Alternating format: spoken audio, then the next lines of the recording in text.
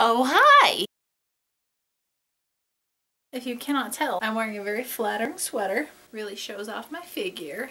I feel like I need to jazz this up a little bit, and nothing says jazz to me more than Peter Pan collars. I know I'm very late to the Peter Pan bandwagon, but those things are fucking adorable. I could make a Peter Pan collar from scratch, but I am going to reuse this red striped one. This is obviously a pointed collar, so I'll be hacking this up and reshaping the entire thing, so I'm not really at that much of an advantage by having this already made instead of doing this from scratch. Here is what you'll need. First, I'm going to resize this sweater.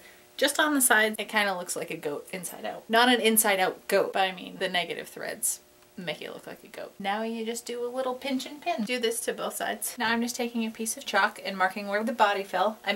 Marking out where the pins are. Especially when you get to the sleeves, you want to make sure that the front and back seam line up pretty well. Now you want to transfer all of those markings onto the other side so that everything is even, or else you will bring shame upon your family. Let's surge. Side note, very satisfying cutting off the manufacturer's tags because you're making your own shit, or at least taking their shit and making it cooler. It fits now.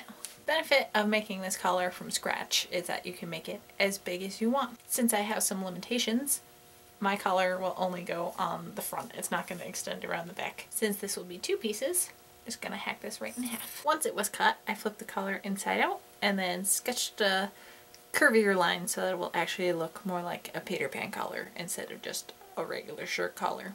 Fancy that. Draw the same line on both sides of the collar, then pin it while it's right sides together, and then sew a new seam. And since my collar is not wrapping all the way around the back of the neck, I gave it a nice little taper, which is not to be confused with tapier, though those are kind of cute. Now do a straight stitch around that outside curve. Next, cut off the excess on the inside, flip it right sides out, and then repin everything and really try to keep the seam allowance right between the 2 sides. And now we're going to top stitch that outer edge down to make it look really nice. I think I need to wax my eyebrows. It still counts as day 1 of a project if you're wearing the same clothes that you started the project in, right? Now you should have your 2 top stitch pieces. The straight side should still be raw, like Monday Night Wrestling! Now take your preferred clothing item. While it's right sides out, mark where the center of the shirt collar is. Line it up with the raw edge of your Peter Pan collar. The seams will be right sides together, but you want to face the collar the opposite way of the way you want it to go,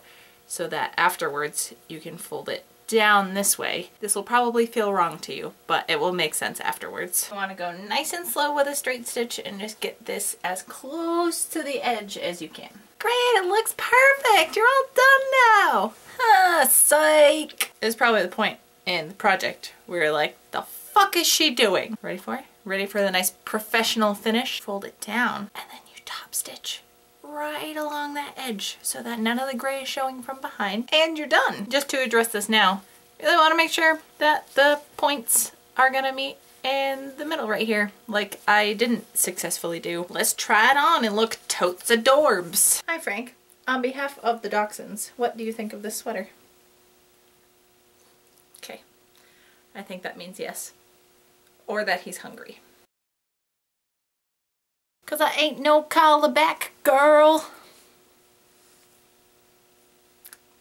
Peter Pan collar.